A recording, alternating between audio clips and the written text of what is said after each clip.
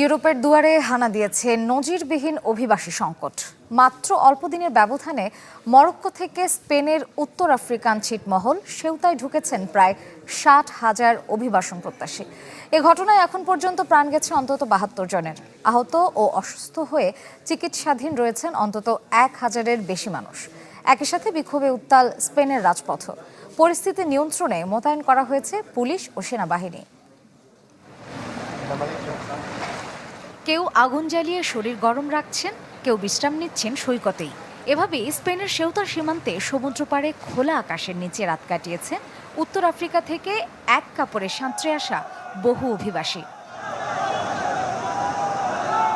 গেল বৃহস্পতিবার সেউতা সীমান্তে সমুদ্র পাড়ি দিয়ে আসা হাজারো অভিবাসী ঢলে বিপাকে স্পেন সরকার।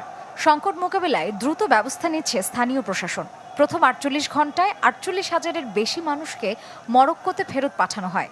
সপ্তাহ জুড়েই প্রত্যাবাসন কার্যক্রম চলছে। রোববার সেনাবাহিনীর গাড়িতে করেও বহু অভিবাসীকে সীমান্তে নিয়ে যাওয়া হয়। এদিকে সেউতা নগদ নিয়ে এলো হার না মানা হার অফার। সর্বনিম্ন 10,000 টাকা রেমিটেন্স নগদে পাঠালে থাকছে স্বর্ণের হার জেতার সুযোগ।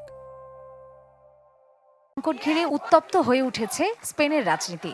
রোববার মাদ্রিদে মরক্কো দূতাবাসের সামনে বিক্ষোভ করেছেন শত শত মানুষ। সীমান্তে আরও কঠোর নিরাপত্তা ব্যবস্থা নেওয়ার দাবি জানান বিক্ষোভকারীরা।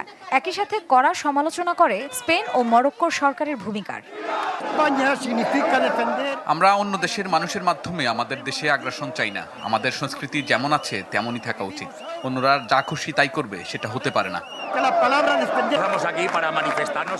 আমরা আজ এখানে এই দুর্নীতিগ্রস্ত সরকারের বিরুদ্ধে এবং মরক্কো সরকারের সহায়তায় সেউতায় যে অনুপ্রবেশ ঘটছে তার প্রতিবাদ জানাতে এসেছি। এখানে বাম ডানের প্রশ্ন নয়, এটি স্প্যানিয়ার্ডদের স্বার্থের প্রশ্ন। এ বিষয়ে স্পেন সরকার বলছে, অবৈধভাবে বসবাসকারী 5 লাখের বেশি মানুষের জন্য বৈধ বসবাসের সুযোগ দেওয়ার সঙ্গে সেউতায় সাম্প্রতিক এই ঢলের কোনো সম্পর্ক নেই। সেউতায় প্রবেশকারীরা মূল স্পেন বা সেনজেন অঞ্চলের অন্য কোনো দেশে যেতে পারেন না বলেও সাফ জানিয়ে দেওয়া হয়েছে।